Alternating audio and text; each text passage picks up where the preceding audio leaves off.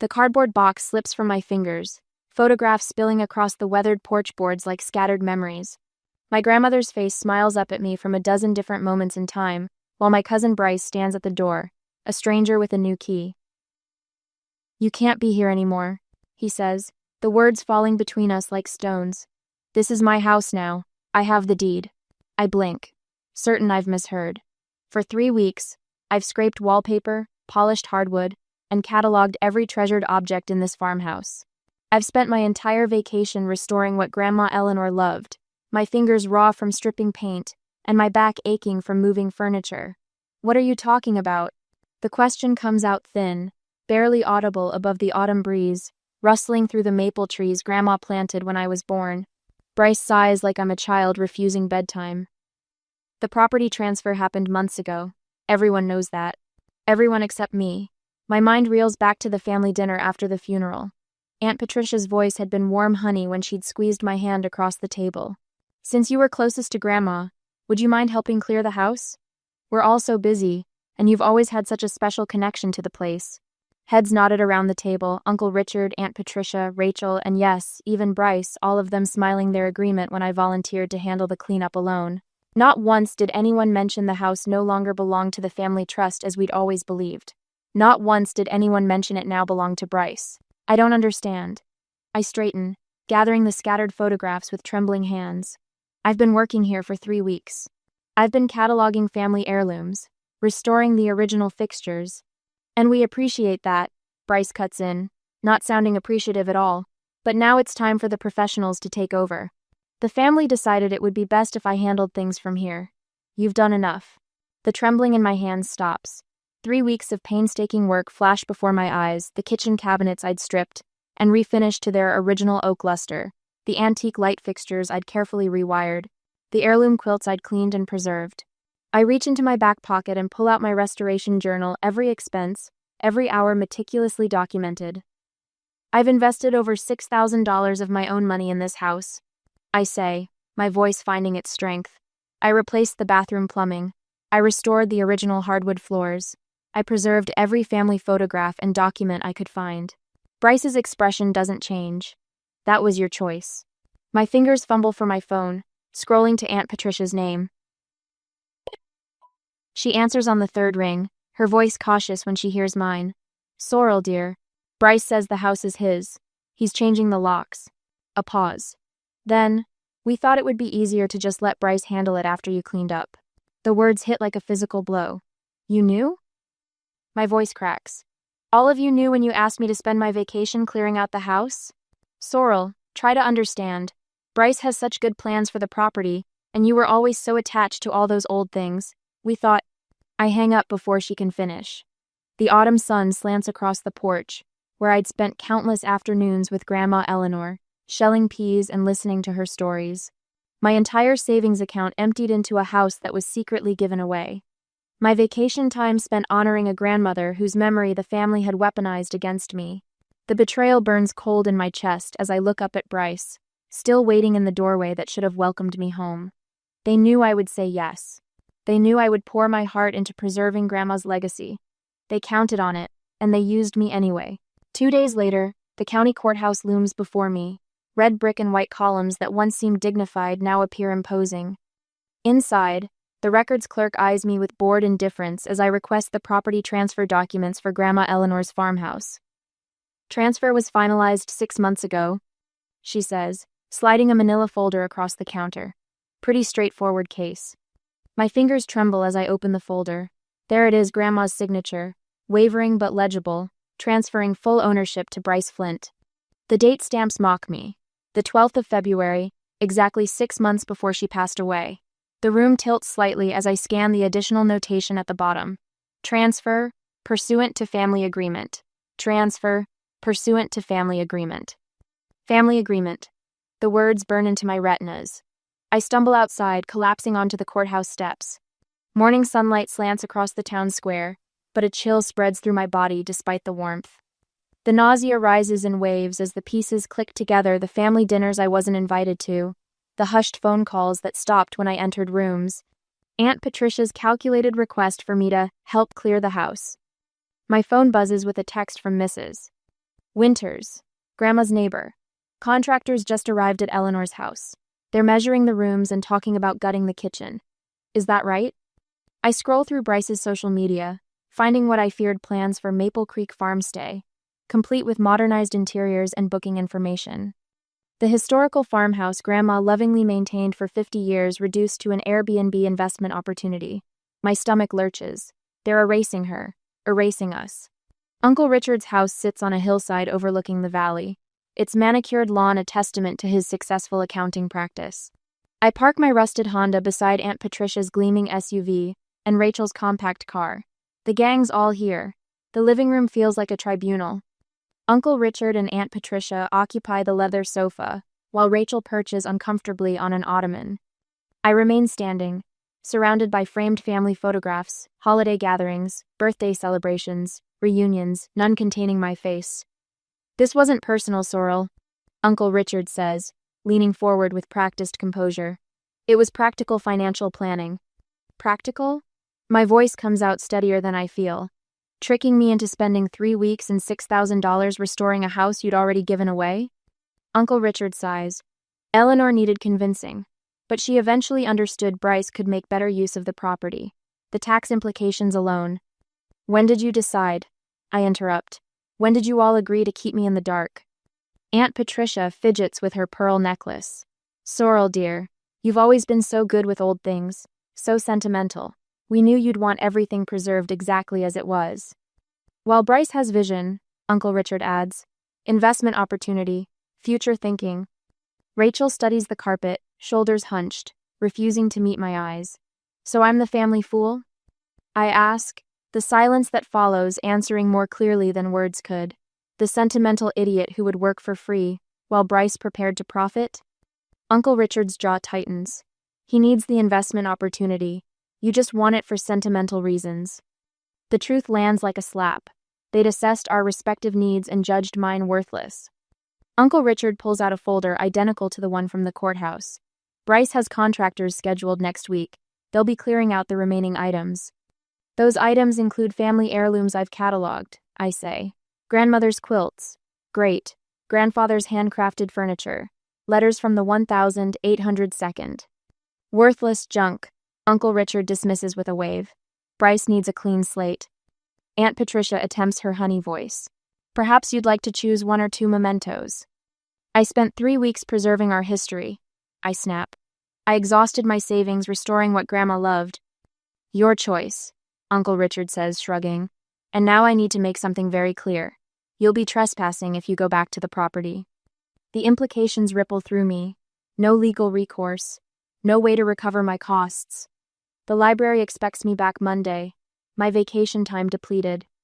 The last physical connection to Grandma Eleanor will be bulldozed into modern neutrality. Her garden paved for parking. Her hand-built bookshelves ripped out for floating shelves from a catalog.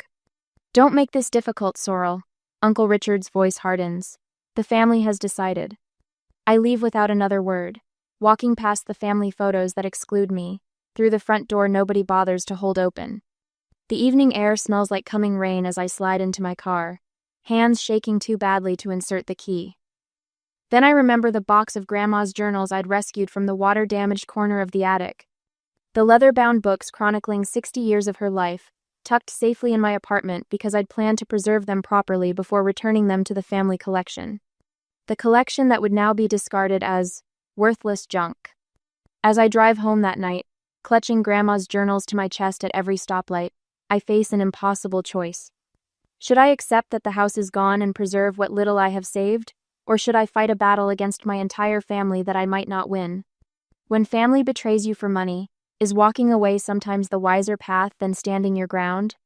The journals feel warm against my heart, as if Grandma's voice might rise from their pages with the answer. That same night, the smartphone screen glows in the darkness of my apartment, Bryce's post illuminated like a knife to the heart. Making progress on my new investment property. Captioned beneath photos of sledgehammers smashing through the kitchen cabinets I'd spent 3 days restoring. The oak panels Grandma Eleanor had lovingly oiled every spring now splintered into a heap on her checkerboard floor. My thumb hovers over the comment button. I shouldn't, but the words type themselves. Those cabinets were original to the house. They survived a century until today. The response comes within minutes, not from Bryce, but from a law firm. The cease and desist letter appears in my email with clinical precision, warning against continued harassment, and defamatory statements regarding Mr. Flint's legally obtained property. My phone rings before I finish reading. Uncle Richard's name flashes on the screen. "Sorrel, this has gone far enough," he says without greeting. "The family is concerned about your behavior." My behavior? The words catch in my throat. Bryce is demolishing Grandma's kitchen. "It's his kitchen now," Uncle Richard says, his voice taking on the practiced patience he uses with difficult clients. "We've discussed this as a family. Your attachment to the house isn't healthy." "You mean you've discussed it without me?" "Several people have called me, concerned about your comments online. You need to let this go for everyone's sake." After he hangs up, 3 more calls come in succession. Aunt Patricia, Cousin Dave, even my mother's cousin Lynette, who I haven't spoken to in years. Each conversation follows the same script. "Richard says you're causing drama. It was just a misunderstanding. Think about what this is doing to the family."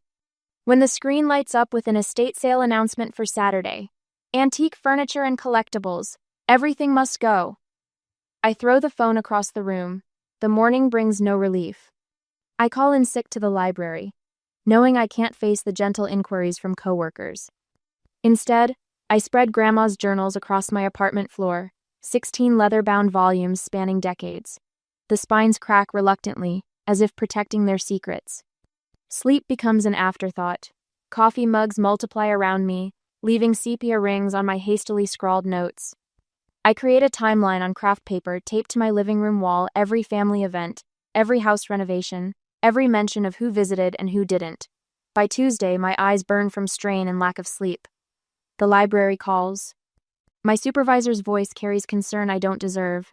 "Sorrel, we need you back tomorrow. I understand you're going through something, but we can't cover your shifts indefinitely." I glance at my bank balance, already depleted from the house repairs.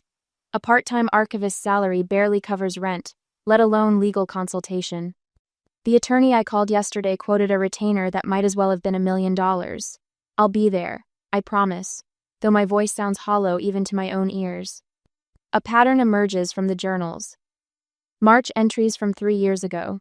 Asked Richard to drive me to Dr. Simmons. He's too busy. April. Patricia promised to help with spring cleaning but canceled again.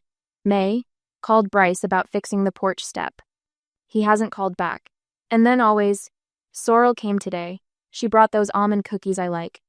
The isolation of it stings worse than the betrayal.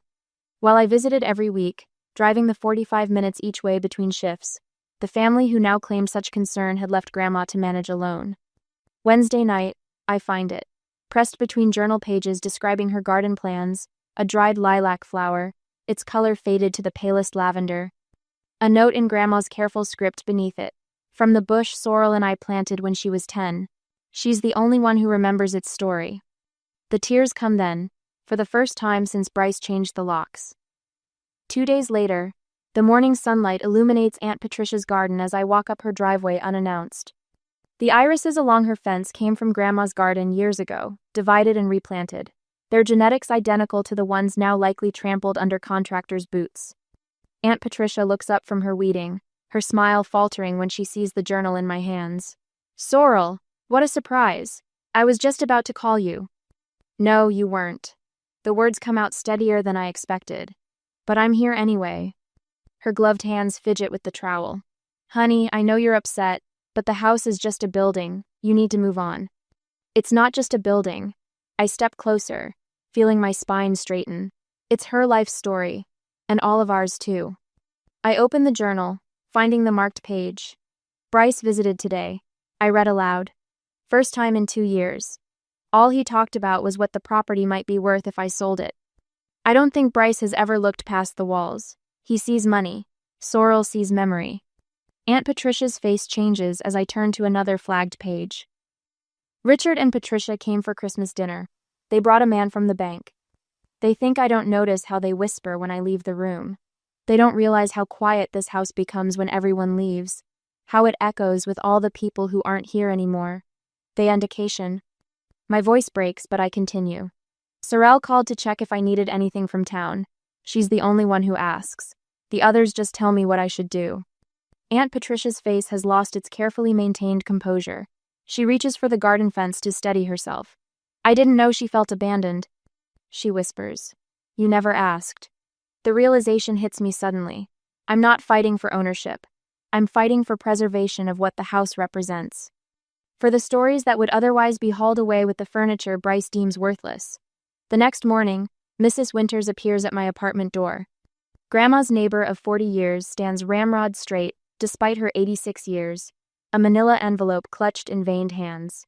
I've written down everything, she announces, pressing the envelope into my hands. How you shoveled Eleanor's walk every snowfall.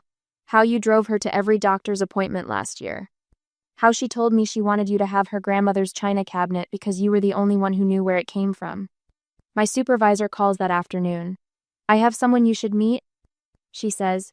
A friend from law school who works with a pro bono group specializing in elder law.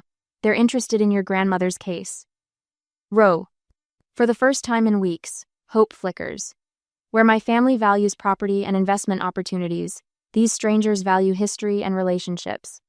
They strengthen my resolve to honor what remained unwritten in Grandma's will but clear in her journals her wish that her life's memories be preserved. That night, I compile everything for a formal challenge to the title transfer. The journals document Grandma's confusion during the period when she signed the papers. Mrs.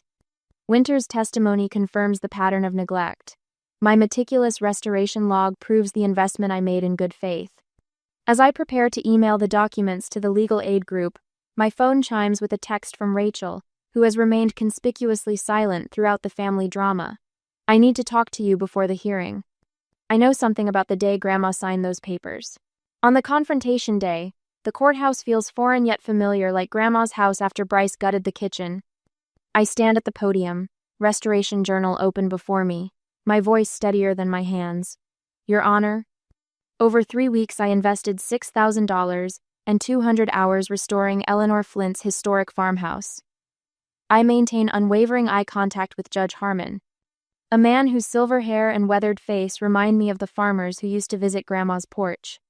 I replaced period-accurate fixtures, preserved original hardwoods, and cataloged family artifacts dating back to 1892. I slide 8 before and after photographs across the bench. Each image tells its own story. The kitchen cabinets restored to their original oak luster, the hand-painted dining room trim I'd spent 3 days carefully reviving. I undertook this work, believing I was honoring my grandmother's wishes and preserving our family legacy. My voice catches slightly. At no point was I informed the property had been transferred to my cousin 6 months prior. The judge examines my meticulously organized expense receipts, then glances toward Bryce and Uncle Richard. His eyebrows lift slightly as he studies the property transfer documents. Miss Flint, these restoration costs are substantial for someone of your means, and this documentation is remarkably thorough. He taps my grandmother's journal. And these personal writings, they suggest your grandmother had specific intentions for the property's preservation? Before I can respond, Bryce springs to his feet, his expensive suit a stark contrast to my thrift store blazer. She stole those journals from my property. His voice echoes through the courtroom.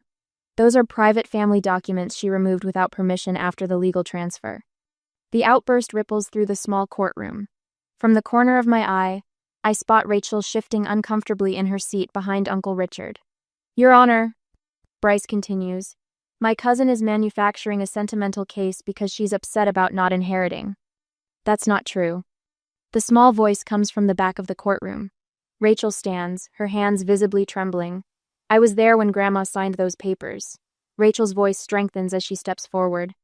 Uncle Richard told her it was just financial planning to avoid probate taxes. Grandma kept asking if Sorrel would be okay with it. They told her Sorrel had agreed. Uncle Richard's face flushes crimson. Rachel, this isn't the place. Miss Flint, Rachel, the judge interrupts. Are you willing to provide formal testimony about what you witnessed? Rachel nods, avoiding Uncle Richard's glare. I think that would be appropriate. Judge Harmon turns to the court clerk. Let's get Miss Rachel Flint sworn in. As Rachel takes the stand, Uncle Richard tugs at his collar.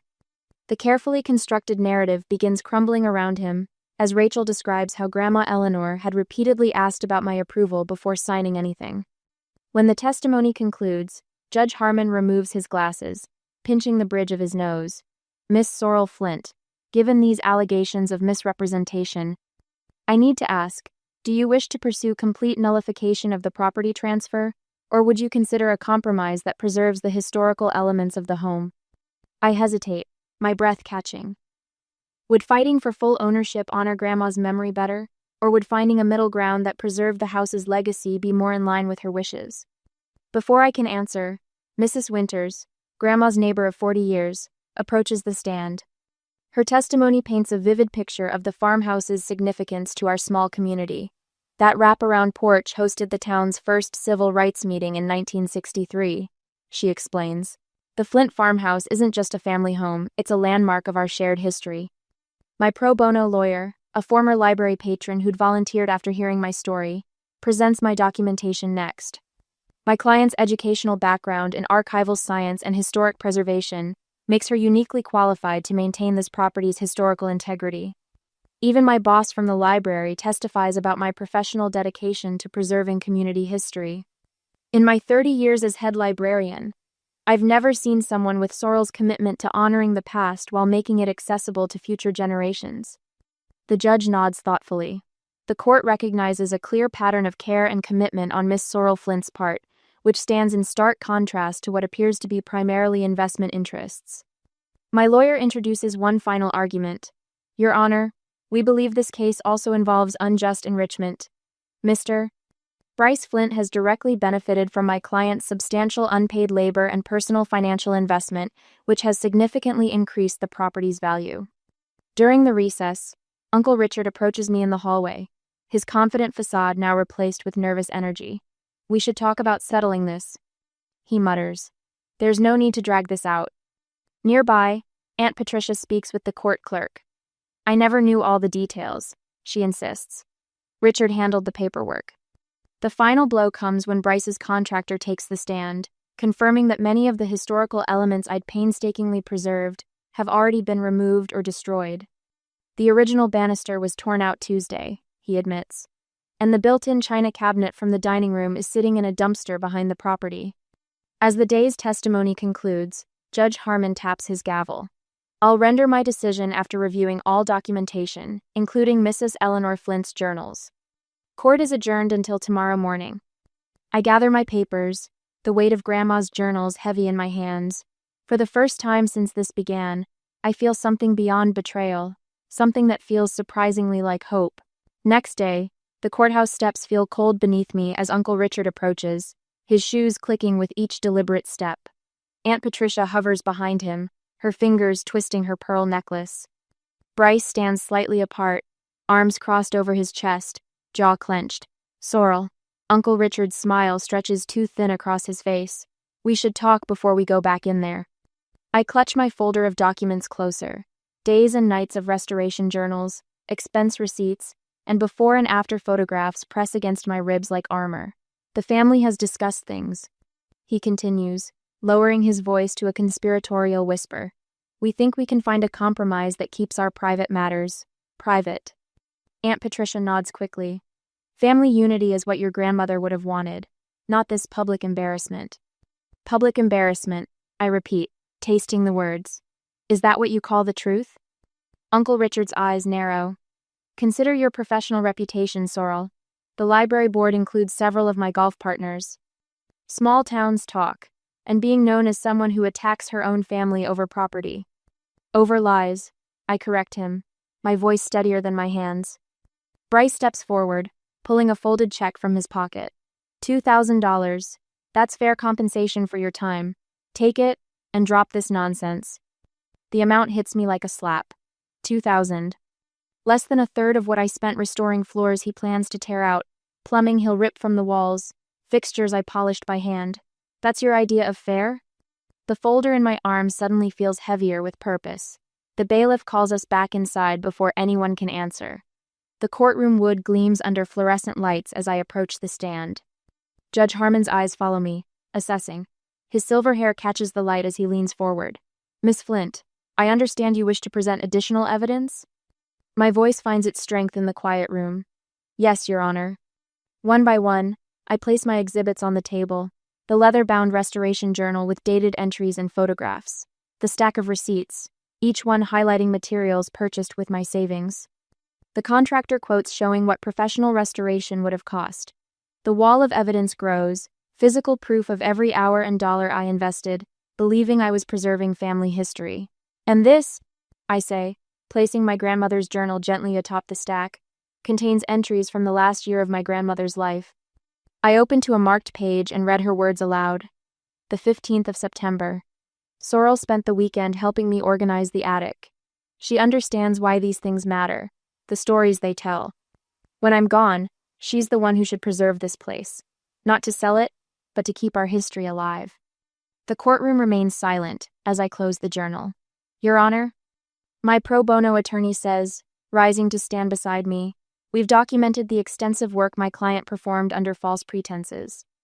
We're asking the court to consider co-stewardship based on sweat equity and the deceased's clearly documented intentions. I step forward. This isn't about ownership. It's about honoring a life and preserving our history. The attorney places a folder before the judge. We're proposing historical designation for the property with shared family access. My client doesn't seek to exclude her family from the house only to ensure its preservation. Judge Harmon studies me over his reading glasses, expression thoughtful. An unusual proposal, Miss Flint. Most people in your position would simply seek full ownership. The house deserves better than being a prize in a family fight, I answer. My grandmother believed that. So do I. 2 days later, we gather again. The courtroom is fuller now. Mrs. Winters sits in the front row alongside my boss from the library and several neighbors I recognize from my grandmother's street. Word has spread about our family's private war. Judge Harmon clears his throat, silencing the murmurs. In the matter of the Flint property transfer, I've reviewed all submitted evidence and testimony. He looks directly at Bryce. While I find the transfer legally executed, I also find compelling evidence of unjust enrichment and moral obligation. Uncle Richard shifts in his seat. The property will remain under Mr. Bryce Flint's name, the judge continues, but with conditions. My heart sinks, then steadies as he continues. First, Mr. Flint must reimburse Miss Sorrel Flint for all documented expenses related to the property's restoration, totaling $6,743. Bryce's face reddens. Second, the court grants co-stewardship rights to Miss Flint for purposes of historical preservation and documentation. Any structural modifications to the property must be approved by both parties for a period of 5 years. The judge leans forward, removing his glasses. This house represents significant family history, Mr. Flint. Your grandmother's journals make clear her intentions regarding preservation. While she may have signed the property to you, the court finds a clear moral obligation to honor the spirit of her wishes. As we rise, a woman approaches with a notepad. Millbrook Gazette, she says, smiling. I'd love to interview you about saving your grandmother's historic farmhouse. Our readers appreciate these stories of preservation. Bryce pushes past us, face flushed with humiliation. Uncle Richard hurries after him while Aunt Patricia stands frozen, uncertain which direction to choose. Later, as people filter out of the courthouse, Bryce catches my arm in the hallway. This arrangement won't work, he says, voice tight with frustration. The restrictions, the media attention, it's not what I signed up for. You wanted an investment property, I remind him. That's still what you have. I'm offering to sell my rights to you at a reduced rate. His words come fast, desperate. Take your precious museum. I'm done with this.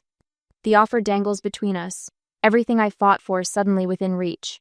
But my bank account holds barely enough for next month's rent after everything I've spent. I can't afford to buy you out. I admit. Figure it out. He releases my arm. Because I'm not playing house curator for the next 5 years. That evening I stand alone in the partially gutted kitchen. The original farmhouse sink I'd rescued from the barn and restored sits balanced on sawhorses, waiting for installation that may never happen.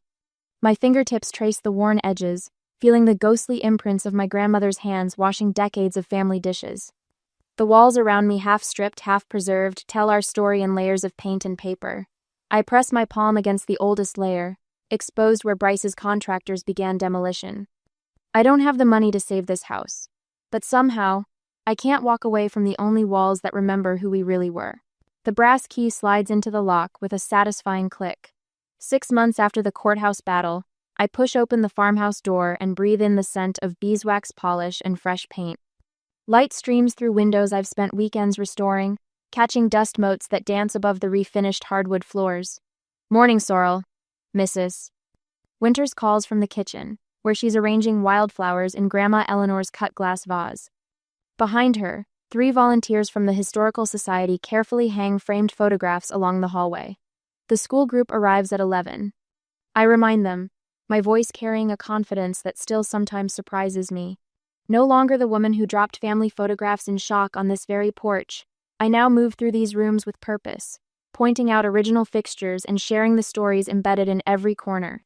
The library board's decision last month still feels like a dream, a partial leave to develop what we're calling the Memory House as a community archive project.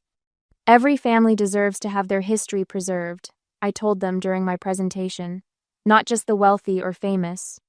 In the kitchen, the same space where Bryce had planned to install granite countertops and tear out the hand-built cabinets, 20 folding chairs form a semicircle.